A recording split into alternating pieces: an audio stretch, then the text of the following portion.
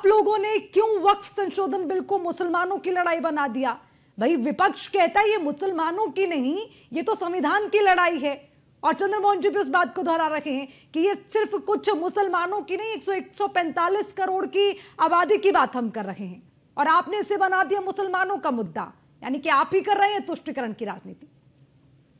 जी अर्चना जी, देखिए बड़े कानून और संविधान की बात हो रही है। आज संविधान बनाने वाले बाबा साहब की जयंती है। आपको, आप पैनलिस्टों को, पूरे देशवासियों को आपके चैनल के माध्यम से बहुत बहुत बधाई। देखिए चंद्रमोहन जी जो भाषा बोल रहे हैं, चंद्रमोहन जी की पार्टी ने ही इनको कहा था कि एंटोनी कमेटी की रिपोर्ट आई थी, उसमें कहा गया था कि भाई ये मुस्लिम पार्टी बन गई है। देश के प्रधानमंत्री जो नहीं रहे हमारे बीच में, उन्होंने कहा कि मुसलमानों का पहला हक है यहाँ के संसाधनों पर।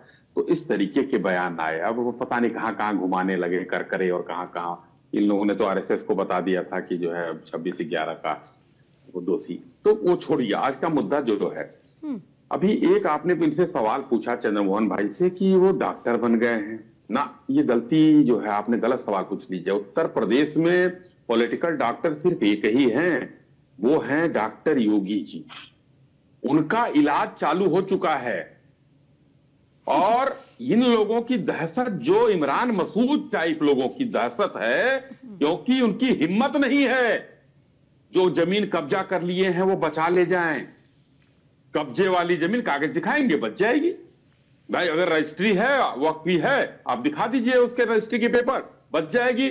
नहीं तो डॉक्टर योगी आदित्यनाथ की जो दवाई है वो इतनी तगड़ी बन के लगेगी कि फिर उठ पाएंगे ये लोग।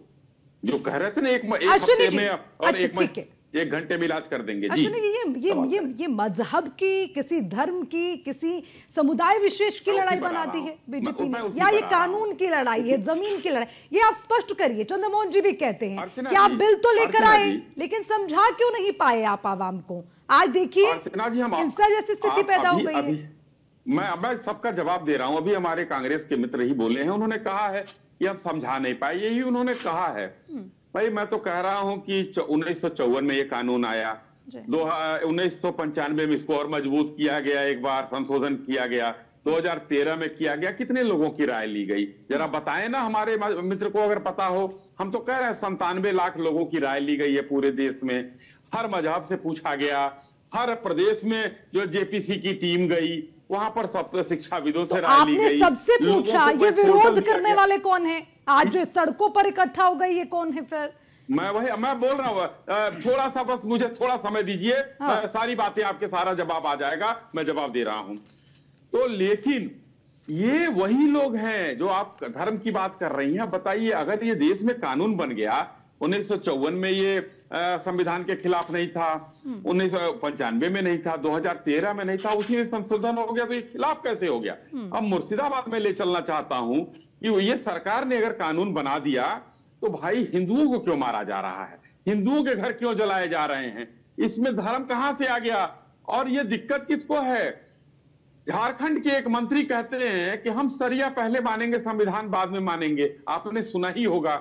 ममता बनर्जी जी कहती है भाई देखो हम लागू नहीं करने देंगे। मैं स्पष्ट बता देना चाहता हूं आपके चैनल के माध्यम से कि हिंदुस्तान की सदन ने अगर कोई भी बिल पास किया, कानून बनाया, तो यहाँ देश की राज्यों को लागू करना उनकी मजबूरी है, वो मना नहीं कर सकते हैं। तो ये लोग कह रहे हम लागू नहीं करेंगे, झारखंड वाला कह रहा हम लागू नहीं करेंगे। इसलिए मजहब की लड़ाई इन विरोधी दलों ने बनाया है, और उन अमीर मुसलमानों ने बनाया है जिन्होंने जमीनों को कब्जा करके अपना हवेलियां बनाई हैं, होटल बनाए हैं, मॉल बनाए हैं, फार्म हाउस बनाए हैं। लेकिन हम गरीबों के लिए, यतीमों के लिए, बेवाओं के लिए वो जमीन खाली कराकर दे देंगे। और डॉक्टर साहब का इलाज जो हमारे आप दिखा रही हैं, इनका उत्तर प्रदेश में चालू है। उत्तर प्रदेश के लोग ज्यादा अब राजनेता डॉक्टर भी बन रहे हैं।